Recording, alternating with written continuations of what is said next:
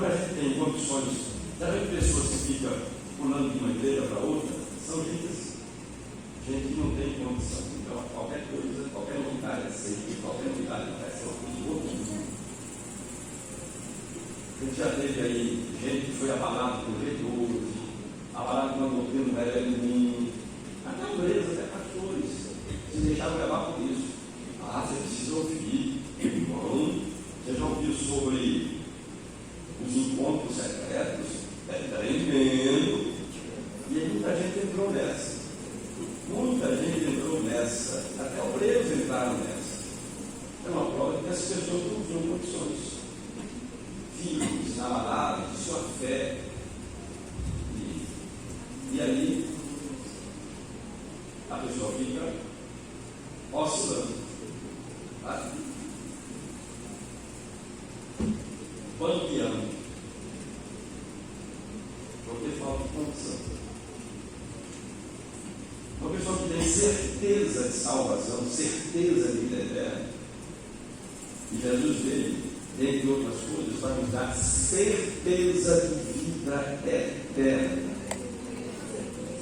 Quando João escreveu o seu livro, ele disse que o objetivo de ter escrito o Evangelho de João, ele diz no capítulo 1, se não me engano, versículo 7.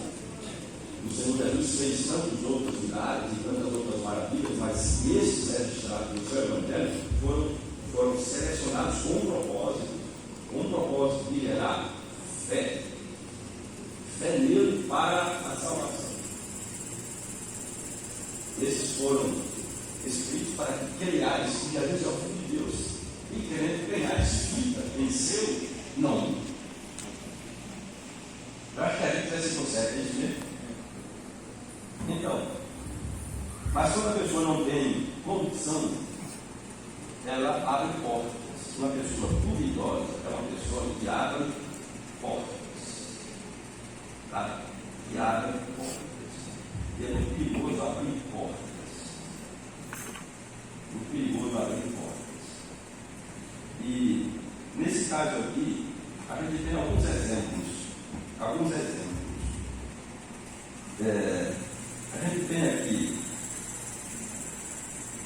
A gente tem o exemplo de Joiada e de sua esposa Jeozabeate. Tem uma forma mais resumida de falar o nome dela, essa é a forma mais longa, né? Jeozabeate. Essa senhora era filha do rei, era irmã de Jorão, era irmã do rei Jorão. E Jorão era casado com Catalina. E eu estava dando uma olhada aqui no significado do nome dela, do nome do seu marido, Joiada, e do nome do seu sobrinho, Joás. Eu vi aqui o significado desses nomes.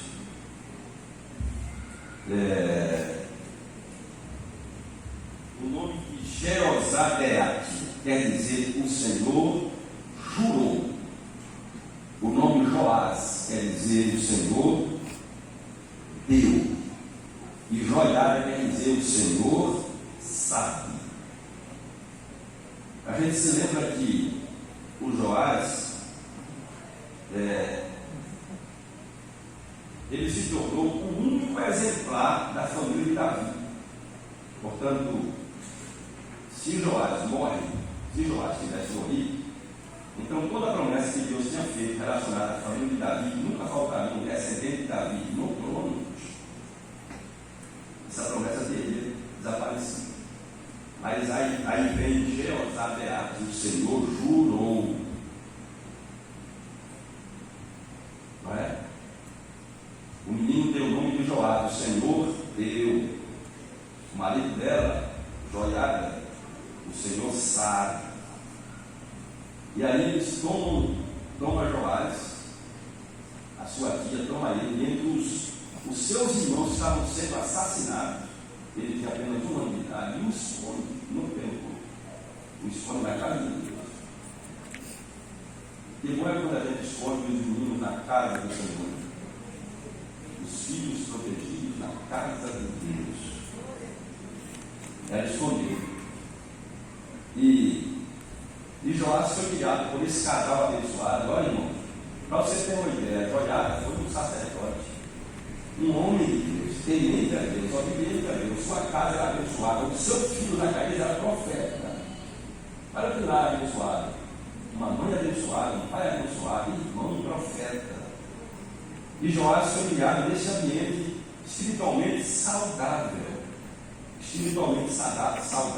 inspirador. Não é? Uma coisa é você ser criado num lar complicado, que o pai é meia boca, a mãe é meia boca, não é?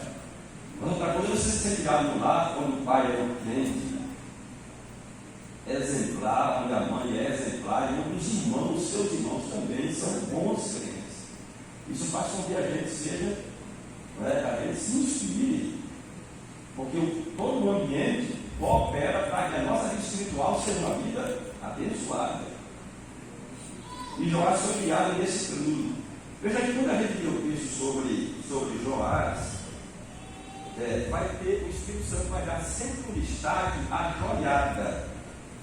Sempre o Espírito Santo vai destacar joiada, dizendo que Joás fez o que era reto aos olhos do Senhor, enquanto viveu joiada.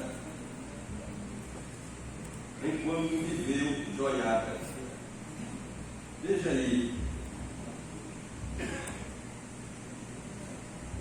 capítulo 24, versículo 2, era o nome de sua mãe Zíbia de Berseba. Fez Joás o que era reto perante o Senhor todos os dias do sacerdote Joiada.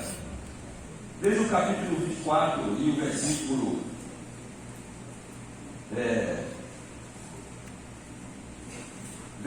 15.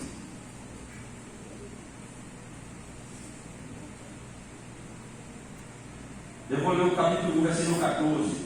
Tendo eles acabado a obra, trouxeram ao rei e a Joiada o resto do meio, e que se fizeram utensílios para a casa do Senhor, objetos para o ministério e para os holocaustos, taças e outros objetos de ouro e prata. E continuamente ofereceram holocaustos na casa do Senhor todos os dias de Joiada. Envelheceu Joiada e morreu farto de dias, era verdade 130 anos quando morreu. Sepultaram-no na cidade de Davi com os reis. Joiada que teve um status de rei, embora fosse sacerdote, porque tinha feito bem em Israel e para com Deus e a sua casa. O Joás, ele começou a reinar muito novo. Certamente ele não reinava com 7 anos de idade, né? Não tinha condição de reinar com essa idade. Então Joiada era que dava as ordens. Mas quando Joás cresce, Joás empreende algumas obras interessantes, inclusive que reformam o templo e cobra dos sacerdotes e não tinham apressado para fazer a obra.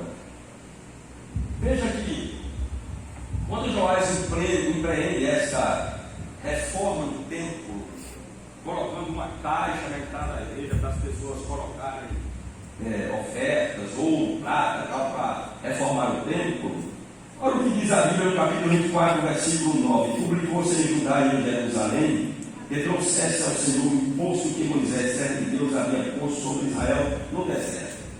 Olha bem, qual foi a reação dos príncipes a isso? Versículo 10: então todos os príncipes e todo o povo se alegraram e trouxeram o imposto e o lançaram no cofre até acabar a obra. Então, os irmãos prestem atenção nesses personagens: Joás, os príncipes, Amazias, esses personagens, porque é importante prestar atenção neles, porque eu estou falando sobre convicção. Aí, quando morre Joiada, e parece que tem gente que só consegue ser crente enquanto tem uma escora, sabe, uma muleta,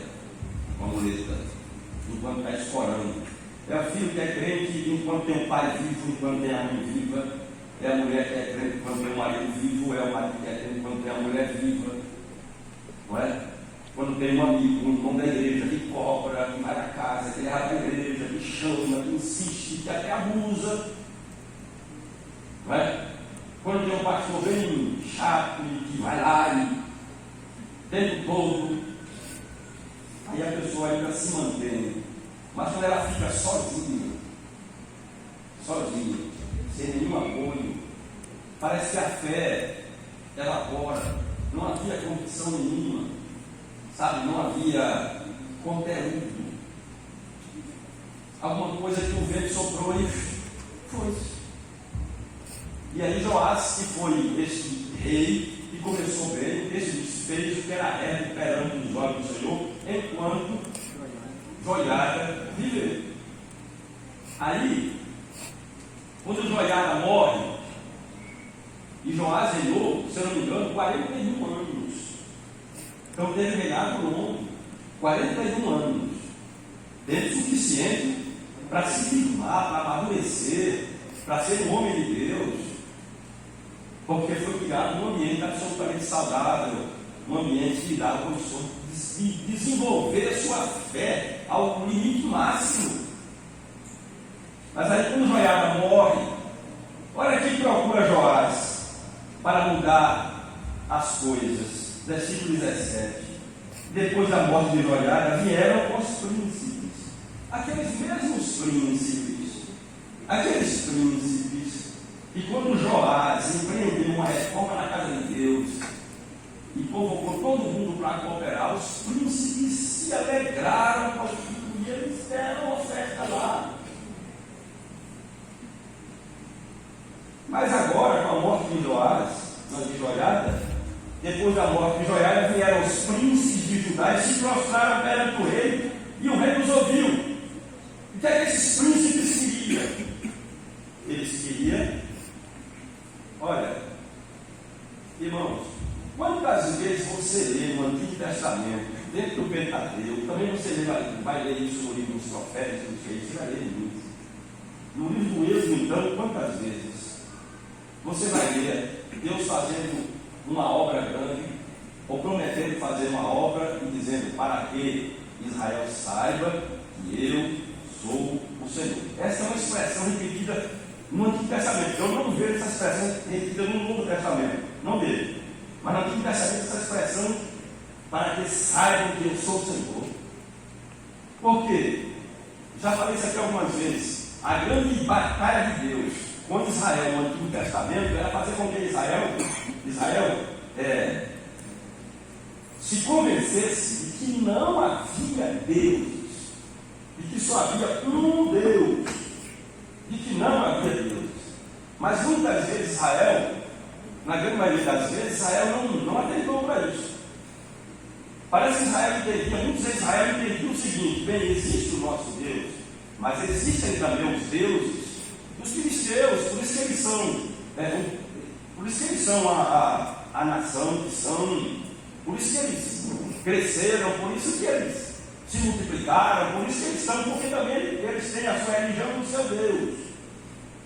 Então é como se alguns israelitas entendessem o seguinte: nada demais, a gente também aderir ao Deus dele, quanto mais Deus, melhor. Quanto mais Deus, melhor. Se ele já tem o nosso na junta mais um ou dois, melhor ainda. Uma vez, aquele ministro da saúde, o Mandetta, na época da Covid, bem no momento inicial da Covid, e aí um falava uma coisa, falava outra, ele disse: não, tudo é bom. Tudo que puder fazer, já que a gente não tem aí uma vacina, nem um remédio ideal, tudo.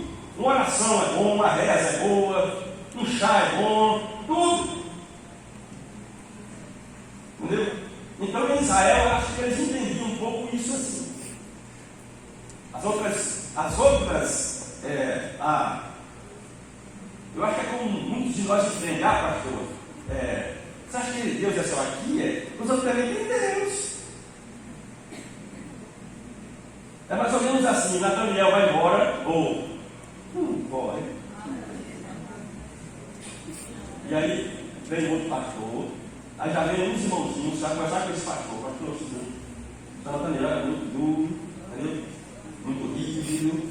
E aí você sabe, né, que hoje não precisa mais isso, essa exigência toda, essa dureza toda. Então a gente gostaria, né? A gente gostaria que o senhor fosse mais maleável, aceitasse aqui uma série de coisas que não aceita, porque no tempo de hoje essa rigidez, essa coisa não cabe mais. E aí, posso dizer também. Eu me lembro quando eu cheguei aqui, fizeram esse teste comigo. Sim ou não isso? Vou ver o pastor, vou ver o gabarito dele, ver como são os filhos dele. Entendeu? Se é bem diferente do pastor Paulo, porque o pastor Paulo era muito livre e tal, para. Entendeu? Dá uma mudada no cenário.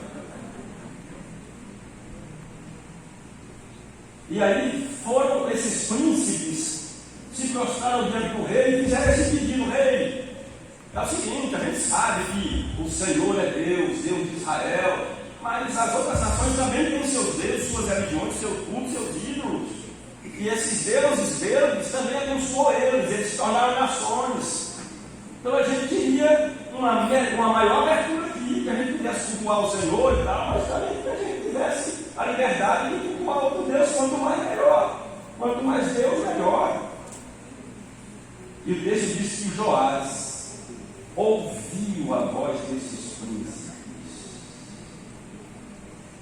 Ouviu a voz desses príncipes.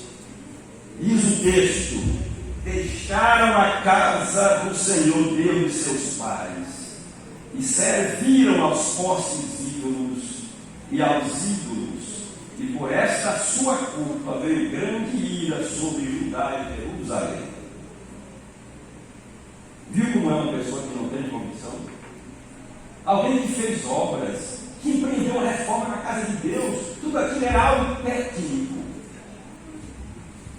Tudo aquilo era algo técnico, muito superficial.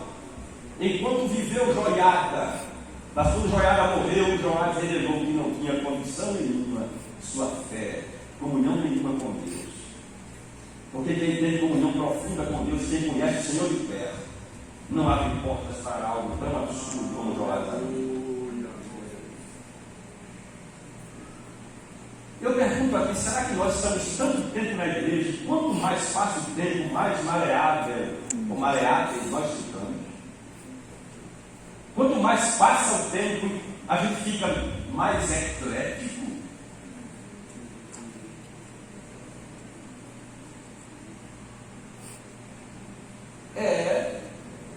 Minha experiência com a igreja mudou o pastor, uma semana depois, se o pastor for diferente do outro, os crentes muda tudo, com raríssimas exceções, muda tudo.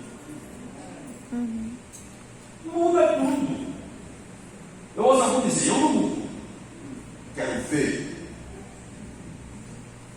Quando chega, muda. E por que muda? Muda porque não tem condições. Muda porque falta conteúdo. Muda porque falta comunhão com Deus. Muda porque falta certeza de vida eterna. E é bom entender que o tempo de crente tem que fazer com que a gente seja mais firme, mais convicto, que a nossa fé seja mais profunda, que a nossa fé não admita mistura, que não aceite heresias, que não aceite outras crenças, que não abrace outro evangelho. Que sempre que procurar a gente está no mesmo lugar, com a mesma fé, com a mesma esperança, esperando Jesus voltar. Mas Joás abriu a guarda e já aceitou a introdução de novo da idolatria em Judá. O Joás que foi criado por Joiada.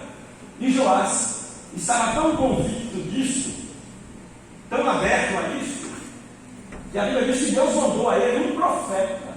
E o profeta não era ninguém mais, nem menos que seu irmão. Porque era filho de Joiada, um profeta chamado Zacarias, filho de Joiada, que foi criado junto com Joás. Tenho certeza, criado junto com Joás.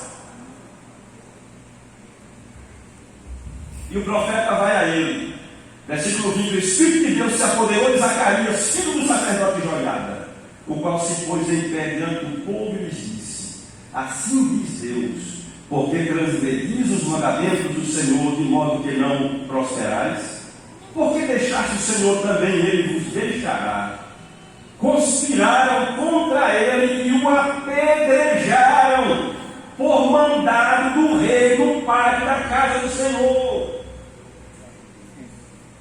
O rei que tinha 40 anos de fé, de convivência com Joiada, com a sua tia e com seu irmão, mandou matar o seu irmão, porque o seu irmão falou contra o seu pecado. Pedrejem ele.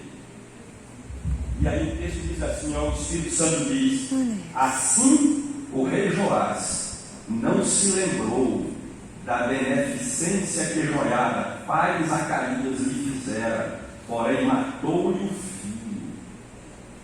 Este, ao expirar, disse: o Senhor o verá e o retribuirá. É este Zacarias que Jesus cita lá no Novo Testamento, a morte desse Zacarias. E Jesus cita no Novo Testamento. Eu pergunto, irmão, será que nós também somos assim? Ou seja, a gente conhece casos aqui da igreja. Uma pessoa está na igreja, está firme, é amigo da gente, é da casa da gente, e brinca com a gente, e toma café com a gente, e come o nosso pão. De repente toma um caminho, se desvia, zanga com a gente, parece que fica de mal da gente. Já teve aqui dizer que quer me bater, vou lhe pegar.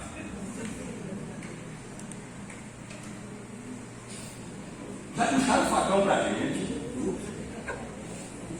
gente da casa da gente, né, José?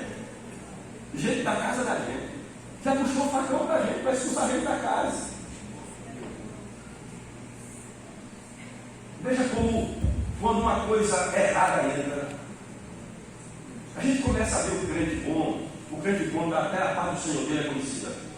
De longe, o dono daquele prazer de dar a paz do Senhor para a gente. Ele lá do outro lado da rua. E se for aquele irmãozinho que tem vergonha de dar a paz do Senhor no meio dos outros, pode passar longe desse irmão, porque de longe ele já grita: paz do Senhor, irmão! Vai para o mundo hoje! Não é? Então aqueles irmãos que já quando olham para os lados dizem: esse ambiente aqui não é dentro do pânico, sabe? No ambiente meio chique, aí bonito. Maravilha. Irmão, chega ali, aí terra!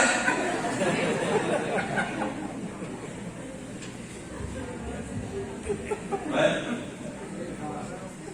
Quase. Tirando terra. Então,